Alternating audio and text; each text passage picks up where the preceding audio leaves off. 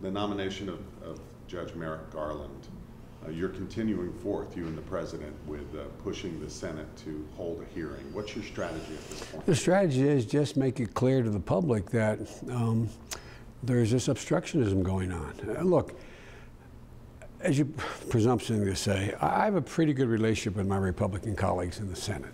And I know that there are a number of them. If it were a secret ballot, there'd be a clear vote in the Senate to say, let's proceed and vote. Mm-hmm. How they'd vote for Garland is a different issue, right. But they proceed. And so I think the more we make clear to the public what's happening, you see the polling numbers now. It's down from 42% to 30% of Republicans nationally say, no, don't have a hearing. Because it's just taking the dysfunction of the Senate and the House and strapping it on to the United States Supreme Court. And if we don't get a hearing, it'll be 18 months of a vacancy as a practical matter. That's never happened before. You know our senators in Tennessee. Yeah, they're both good guys. Yeah. I have great respect for both of them. What do you say to them when they follow in with Mitch McConnell? I joke with them and say, you guys know better. Mm-hmm. And they, look, they're in a tough spot. I believe Mitch, who's a friend as well, I believe the reason why, this is my conjecture, the reason Mitch came out right out of the box and said there'll be no hearing is because every Republican candidate running for president was beating the drum on that. And there was a lot of pressure. But now I hope Mitch begins to change his mind because 12 Republicans have had meetings with Garland. Not a single one has said a negative thing about him. As a matter of fact, all the comments you can find from Republican senators have been positive over the years. Garland's been around for 17 years. And so I'm hopeful that they'll see their way clear to have a hearing. And I'm confident there's a hearing. They can vote no. They can vote no. That's totally within their right. But it's not appropriate under the Constitution.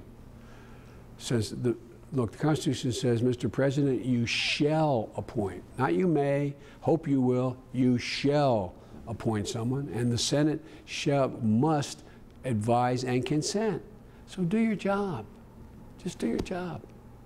I wanted to ask you, in Tennessee, our governor, Bill Haslam, Republican governor, good guy, has tried to put forth his plan to expand Medicaid. We've got about 300,000 uninsured. Yeah, I thought it was as much as 500,000. Insured Tennessee. Yeah, good plan.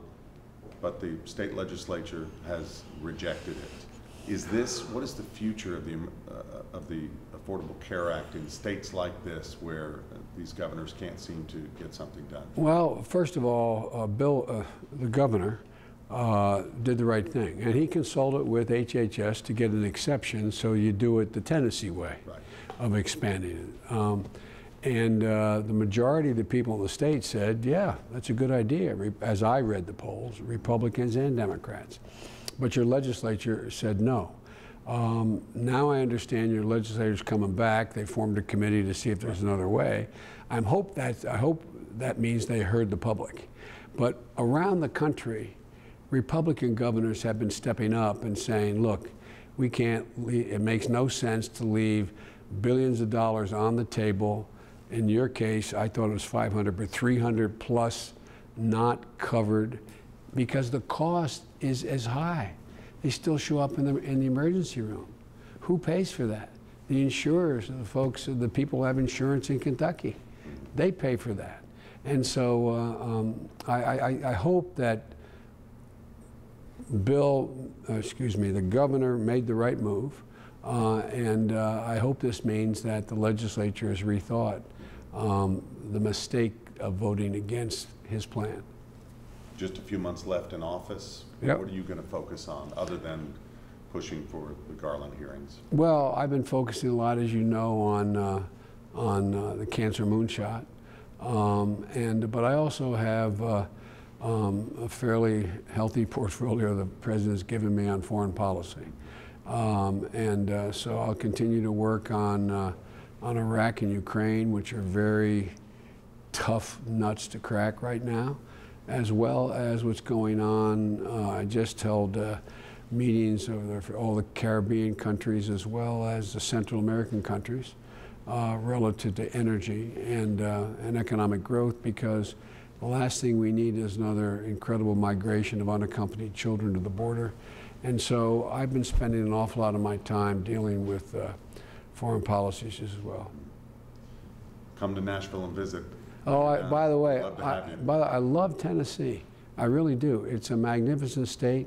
What's it, 500 and some miles tip to tip, and it's 2 different states. It reminds me of a big version of Little Delaware. Yeah. Upstate, downstate, there's a dividing line, the Chesapeake and Delaware Canal. The southern part is southern, it might as well be part of the South, and the northern part is northeastern. And I watch it in Tennessee. It's fascinating. I just think it's a great state and great friends. Howard Baker was one of my closest friends, and Alexander is first rate. We just have some good people. Well, thanks again for your time. Thank you. Appreciate it. Appreciate Thank it. you, sir. Thanks.